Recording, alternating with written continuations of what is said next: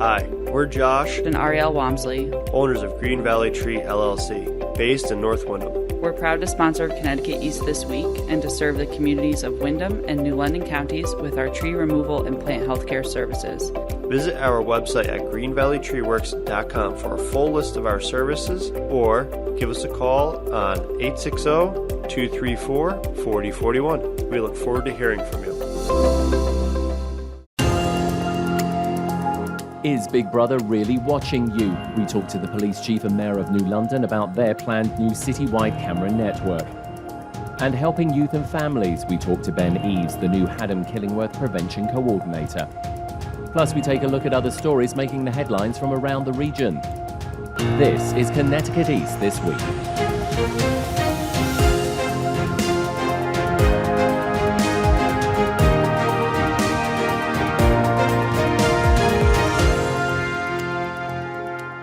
Hello, I'm Brian Scott Smith. Despite the fact we have cameras on our phones, doorbells, and on our homes, the moment a city talks about getting a new camera system for public safety that will be used by the police department, the inevitable Big Brother watching us comments emerge.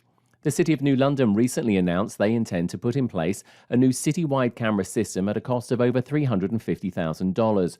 And I sat down with the Chief of Police and the Mayor of New London to talk about the project and began by asking Brian Wright, the city's police chief, to explain more about what was being perceived as a surveillance camera system. First, I like to refer to it as a public safety camera system. The connotation of surveillance kind of has a negativity to it, so we look at it as a public safety camera system. And it's a means and measure that the city is going to invest in a means to help detect and prevent crime. And Mayor, already there's been a little bit of backlash. There always is with things like this. I mean, some people are saying Big Brother watching us. Other people seem happy that the city wants to invest this sort of money. I mean, what's your reaction to all of this? You know, just cutting straight to the chase, as it were. Well, the cameras could only see public spaces and spaces where people would not have an expectation of privacy anyway. So, and I think most people are very used to being on camera these days. I don't think you can walk up to anybody's home without being seen before you get to the front door, because they all have cameras on their doorbells now.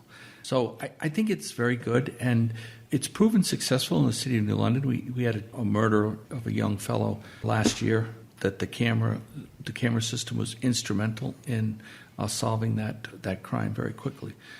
I think it's useful, and I support the police department's initiative on this. And Chief, just talk to us a little bit more about it, because it's quite a lot of cameras. I mean, it's been reported as around about 3 dozen cameras will be dotted around the city. One comment in particular that came out in the media, which I think has got a few people sort of like asking a few questions, is this license plate reader ready cameras. I mean, just tell us a little bit about that one. License plate readers, otherwise referred to as LPRs, they've been used by law enforcement for considerably a long time now. Got to look at the benefits. It also helps, God forbid there's an abduction or some serious crime, we could track vehicles and use resources to investigate that particular crime while not expending man hours looking through video, running plates, and things of that nature. So there's an upside to it. I think it will allow for quicker resolve of situations should it need to be deployed, as well as help in the investigation of incidents. You know, the city's quite small, and like all cities, sometimes traffic can get congested or, an accident can happen. I'm assuming it's going to be able to give you eyes on that sort of situation, because as much as, we have a good police force here in New London, you can't be everywhere all at the same time. Absolutely. It allows the process to be sped up. In addition to that, it provides another resource for law enforcement. In this day and age where cell phones, Ring, home cameras, I mean, everyone's used to being or understood that at some point in time they could be on camera, whether they approve or want to or not want to. And it refers me to an adage which says, a picture is worth 1,000 words. I think a video would be worth 1,000,000. And Mayor, also, I suppose from your point of view as well, as you further develop the city, buildings go up, etc. It says in this piece that obviously city personnel, other than just the police, will also be able to have access to this. Having this sort of data, I mean, if you sort of see hotspots in this city, maybe a bad, junction, is this something that you can ultimately use over time to maybe improve areas of the city as well? The technology, or our use of the technology, is just developing. So, as we've as we get used to its capabilities, we're going to use it to the best development of the city. And Police Chief, how have your officers reacted to this? Because, of course, cameras are not unusual to them. So many police these days wear body cameras. Your own force wears these body cameras. So what sort of reaction has come from them? Do they see this as an added benefit and something that's going to help them with their job? They absolutely do. And the support from different community organization members and entities has been, and stock or shareholders has been absolutely amazing. I think people understand, particularly personnel, understand the increased efficiency of the department to be able to investigate incidents rather than expending hours in things that could be sped up. And I think it's going to benefit us. Let me just play devil's advocate for a moment, because people believe there aren't enough police officers and that there should be more. This money, it's a substantial amount of money, but I mean, it would have only have purchased, about 3 additional police officers, and would that have been as much of a benefit to the city? I think it goes back to your initial question as far as police cannot be everywhere all the time. So this helps provide sort of like an omnipresence. And like I said, it increases the efficiency of officers. So if there is a situation where something may occur and homeowner or business are not there, police officers weren't there, if a camera is available, we have a resource to kind of detect. And I think many times people don't see the fact that it could be beneficial to individuals because it can also go to prove someone's innocence. If they're being accused of something, they weren't present or weren't there or weren't the initiator of such an act. So I think that's a benefit that people kind of leave out or think of or consider. Chief Brian Wright and Mayor Michael Passero, thank you as always for your time.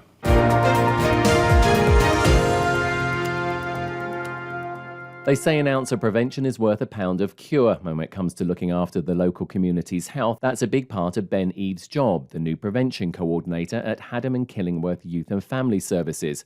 I sat down with Ben recently for a chat about his new role and what he sees as the challenges that lay ahead. Ben, thanks for joining us on Connecticut East this week. Thanks for having me. Appreciate it. As we keep talking, people are going to recognise that it's 2 British people talking, except Yes. your accent's a little bit different to mine. So just give us a little bit of your background. Okay, so I was raised in the north of England, about an hour north of Manchester, and I originally came over here when I was about 18 on a basketball scholarship. That was kind of the first step for me to be here, and then I went overseas and played for a few years, and then I got married and now live in Groton. Obviously, we've mentioned about the basketball, and that's part of your history. But then what got you interested in this, as I say, social services and youth and family work? Because that's a very different ballgame. When I was at school at URI, actually, I got heavily involved in prevention and advocacy services. Something kind of, I guess, sparked in me that I could, I really enjoyed connecting with people and supporting and helping in that field. And it just it was something that I continued on with while I was at school and while I went overseas. And then when the opportunity came up in HK to do something that really, like, a lot of my experiences could lend themselves to, it was something I needed to jump on for sure. So I'm definitely excited to be here and start some good work and take off from the good work that's been done before me. So, do you think also, looking back at your career and your history to date, and just quickly touching on the basketball again, I mean, basketball's a team sport. Absolutely. Yeah. It's not just about the individual, it's about everybody together to get the win or whatever. Do you think that was also part of that ethos is what drove you to sort of this type of work? Because it is very much a collective, collaborative thing, isn't it? Absolutely. Yeah. I think one of the things that, it's kind of, like you said, I've had a non-linear journey to this point. Probably a little bit like, I guess you could say, like, not a traditional, path. But like you say, I think there are things that have lent themselves to this role and will continue to do so. And one of them is, collaboration, being able to work together on a collective goal, bringing all of the different, facets or different, as in this case, different sectors of a community together in one sort of common aim or common goal. So yeah, I think there are definitely parallels there. And also, again, just staying with the sport for a second, I mean, sport is something that brings a lot of people together. For sure. And youth, that's a big thing for young people as well. So, I mean, you've got a lot of these great, attributes even before, so like you tip into the professional side of it, which, are sort of like a lived skills, and life skills which you bring to this. Talk to us a little bit about this prevention coordinator position, because I'm guessing, like so many things in the social service world, it's multifaceted. For sure. But for sure. give us a taste of some of the stuff that fall into your responsibilities. The ongoing goal is to, reduce substance use and alcohol with the youth. And focus on the whys, the reasons, connecting people's stories, figuring out how best we can help and connect with people on an individual level, on a group level, on a a school-based level, on a community level. So there's a lot, like you say, there's a lot of different facets of that become a part of my role. But I think that only makes it more exciting, because those connections can be sort of enhanced or optimized, and the work that's already been done, and the goals that we have moving forward based on some of the research, I think, that gives a lot of opportunities. But, again, it's finding out. For me, I've not been here long, so it's just been exciting to get to know a feel of the community that I'm now a part of, and just finding ways to best connect and best serve the the local community and what we're trying to do. Before coming here, I understand that you worked in the East Lyme Schools district area, which isn't far away from Haddam, Killingworth area. East Lyme, not as rural. I mean, a little bit more of a sort of like a town situation. Yep. What were some of the sort of like responsibilities and some of the challenges that you dealt with there? Because I mean, is it a case of they can be a little bit different? Because Haddam, Killingworth is very much more a rural situation. But I mean, are there differences? I think slightly. I mean, it's not, East Lyme by no means is a huge area in relationship to some of the cities in the area. But I think it's just familiarizing yourself with the community around you. But I think it's also there are common, I mean, we were just talking before about risk factors that are coming out of the survey that we've kind of done to drive our sort of mission. And I think there's a lot of things that have proven to be parallel with other places, because I think we're living in a time where information is very, very accessible and things are very, very prevalent. So I don't think that necessarily changes a great deal, but I think they're just different ways in which that you connect with people can slightly differ. But I think one of the advantages with having a small town feel like HK is that you can connect with many people through in a relatively short space of time, because there isn't as many people to go through, if you can call it that. So that's one of the, I think, it's a plus and a minus depending on which way you look at it, really. The other thing is, here in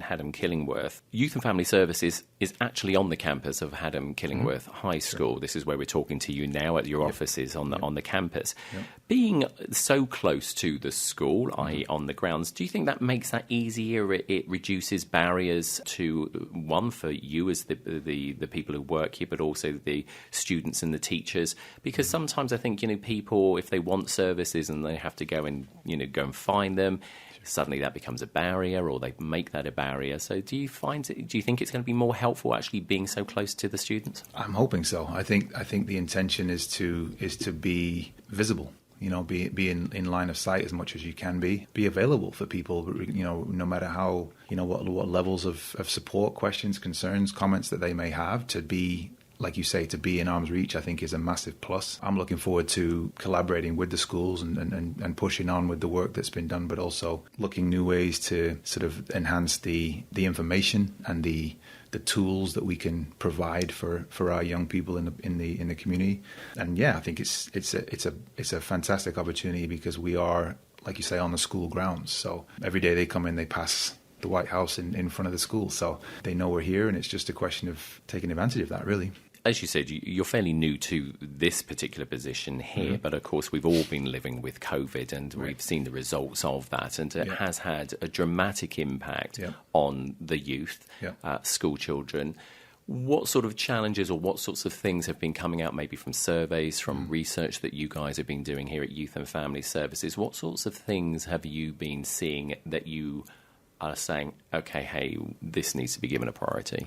The human connection, the interactions. I think there's probably a lot of young people and older people who have suffered because of a lack of connection with other people. And I think everything has been, it's been FaceTime, it's been Zoom, it's been phone calls, and it's been, you're in contact, but you're not, I don't know whether when you're in, you can't really share a space with somebody in a physical sense. I think there's a different kind of interaction there.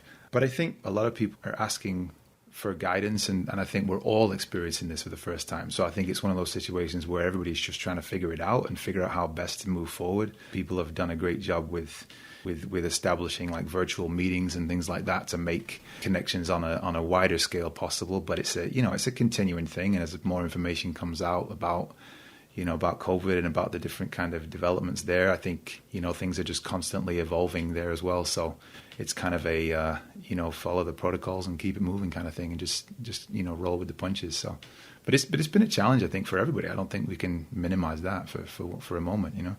So that must, in a way, though, make that work just a little bit more challenging for you guys, in trying to obviously, as you say, get in front of people. Yeah. Because I think you were alluding to, like, that personal touch is much more required in the job that you're trying to do. Yeah, I think so. I think there's a lot to be said for, a level of, there's a sort of like non-verbal communication that you don't necessarily get if somebody is on a screen. I think it's something that you trying to help somebody and best get to understand.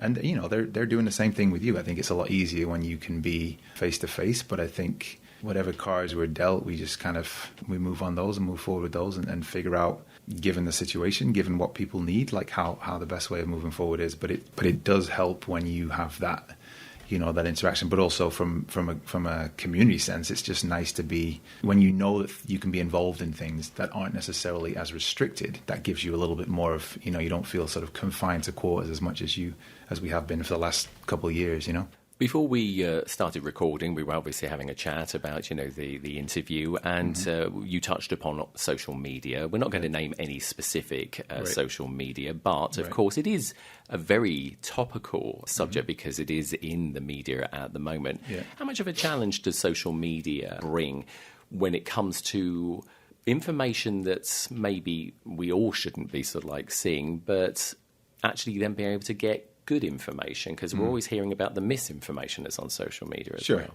Yeah, I think there's a double-edged sword there. I think it's a challenge. But I also think it's a beautiful tool if used correctly. I think outreach is possible in ways that before that we hadn't seen. So as far as getting access to information, to learn, to develop, to find out about the world around you, it can be amazing. But I think with that there's a huge amount of information out there, like you say, that's misleading or could be a little bit sort of, there's a sort of a disconnect there with something that would be potentially helpful versus something that's harmful. So, but I think it's one of those things with the good comes the bad, but hopefully with as it relates to young people and using social media, like that's something that is always at the forefront of everything nowadays anyway, because people have access to so many different devices. But it's just hopefully we can continue to work to inform people on how measures to safely use their social media in ways that productive versus something that's going to hinder them, and get them caught up in something that maybe they less wanted, Yeah, and I'm guessing as well that it challenges you and the roles of people in your organisation and similar social service organisations also to change your thinking, change the way that you also try to tap into and help the people that you're tasked to help as well. So sure. It must be sort of a little bit like asymmetric warfare. It's like, okay, well, we have to take a different tactic because information's coming in this direction and we need to counter this. Yeah, I think that's why one of the great things about my role is actually listening to and hearing like youth voices and figuring out like the challenges that they feel they're facing and their perceptions of the world around them and their wants, their goals, their concerns, and a lot of that is sort of keeping an ear to the ground and figuring out what's current and what is relevant in the moment. Because as you and I know, like things are evolving so fast that you blink and the concerns might have changed or might have developed or might have been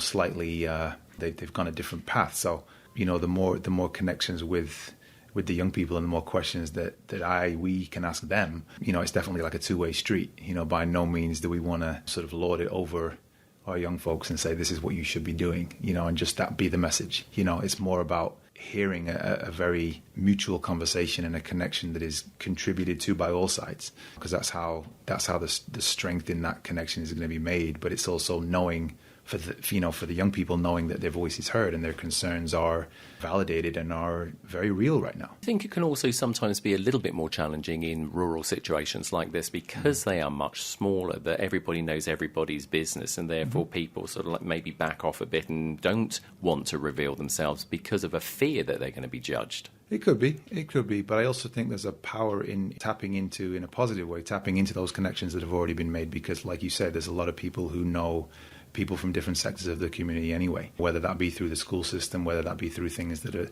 people's kids are involved in or people's parents are involved in, whatever way you look at it. But I think that's, I guess it could be a little bit like it might be a barrier, but at the same time, it could be an opportunity to having already had those connections with people within the community and then sort of utilizing those. If it's a message we want to get out, or if it's an event or something to bring people together, I think that's a little bit more accessible when it is a small town feel. At the beginning of the interview, when we were asking you about your role, etc., you mentioned obviously about substance prevention and drink, some of the alcohol, some of those issues which are prevalent, sadly, all of the time. Does the service, and do you as the prevention coordinator, do you have any further concerns when marijuana here in the state becomes, it's already legal, of course, and we know it was being used clearly before it became legal, but, as of the end of 2022, it will be legally sold here. Do you have any concerns about that, suddenly being added into the mix as well? I think it complicates things, obviously, but I think one of the things that our concerns are sort of led by, that just adds to a mix of things that are already there. I think the allure for substances and for use of things like that, I think unfortunately is very, very apparent and very, very out there. But again, it'll be primarily for our, from my focus and from our focus is helping people in that young developing stages of their lives find healthier alternatives, find healthier, directions, but just making sure that is very much in the forefront of the concern, for sure. But it kind of adds more complication to an ever-evolving issue anyway, because people are finding ways to get their hands on things, like you say, unfortunately, but that kind of just adds another piece to the puzzle, really, so... Well, Ben Eaves, the new prevention coordinator for Haddam Killingworth Youth and Family Services, it's been a great talking to. Always nice to see a fellow Brit. Likewise. As well. And obviously we'll continue to follow your story, but we wish you and obviously Youth and Family Services continued success. Thanks ever so much for joining us on the podcast. Thank you for having me.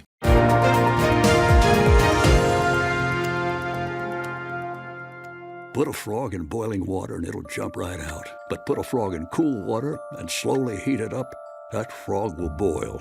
As veterans, we tell ourselves the lie that we can handle anything. We let the water boil. You are not a frog. If you or a veteran you know needs support, don't wait. Reach out.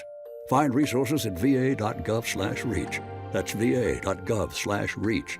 Brought to you by the United States Department of Veterans Affairs and the Ad Council. Tree damage caused by high winds, hurricanes, or stormy weather? Green Valley Tree has you covered. We offer emergency storm service for residential, commercial, and even municipalities. From full removals, uprooted or broken trees, to broken and fractured limbs, no job too big or small. If you need immediate emergency service outside our regular business hours, call our emergency hotline at 860-966-5710 and visit our website at greenvalleytreeworks.com for details of our other services. Time now for a look at some of the other stories making the headlines in the region recently. Brown University researchers found that in Connecticut's efforts to combat climate change, electric and gas utilities spent the most on climate and energy lobbying at the state capitol. Emily Scott of the Connecticut News Service has more.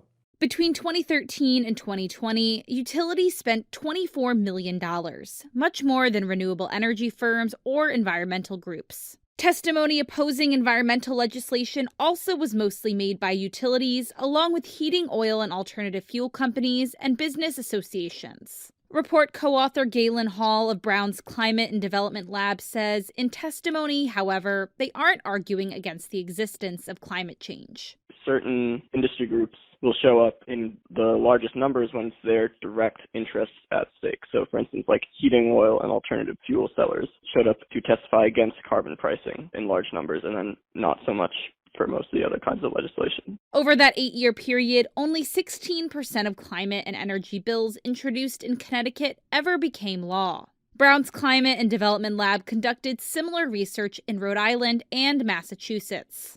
I'm Emily Scott. The Truagee Planetarium at Mystic Seaport Museum has been selected by NASA as one of their new informal education community anchors in the country. Brian Kohler is the planetarium supervisor and explained how the Seaport Museum came to have this unique resource. 61 years ago in 1960, it was decided to construct a planetarium on our grounds, and the original purpose was to teach celestial navigation. So the idea that the sailors are using the stars to find their way across the sea. So navigation was our primary objective. Kohler says the planetarium has since expanded to provide programs about the stars and our universe to a wider audience, and the new NASA designation and a grant of $25,000 will help them teach STEM topics to local students in underserved communities. The planetarium is one of just 21 other centers across the country and only one of 2 community anchors in New England. In the Connecticut Examiner this week, in a move that calls into question, or at least delays for years, plans for a natural gas-fired power plant in Killingly, federal energy regulators agreed to end a contract providing key funding for the proposed Killingly Energy Center. The Federal Energy Regulatory Authority approved a request by ISO New England, the regional grid operator, to end its capacity supply obligation to Florida-based NTE Energy after the company failed to meet contractual timelines to build the 650-megawatt Killingly Energy Center. That contract was a key source of funding for the Killingly Energy Center, which has drawn sustained opposition from environmental groups that view the project as at odds with the state's push to replace fossil fuel-powered electric generation with renewables. In the day this week, New London School Superintendent Cynthia Ritchie was serving a dual role recently, managing the school district while also acting as an elementary school principal. It's part of what Ritchie calls the district's all-hands-on-deck approach to cover staff vacancies and keep the schools open during the latest COVID-19 surge. Coming out of the holiday break, many districts across the region are similarly coping with a shortage of teachers, substitutes and bus drivers. The staffing shortage led to a decision in nearby Stonington to cancel school for students on some days recently too. In the Norwich Bulletin this week, Norwich police are investigating a string of incidents involving vandalism of 3 bus station advertisements paid for by recently elected City Council member Swaranjit Singh. The 4 incidents occurred between November 1st and December 28th and involve 3 of the 8 advertisements Singh pays for, which aim to educate the public on Sikh culture. Singh made state history in November when he became the first Sikh to win the election as a city council member in the state of Connecticut.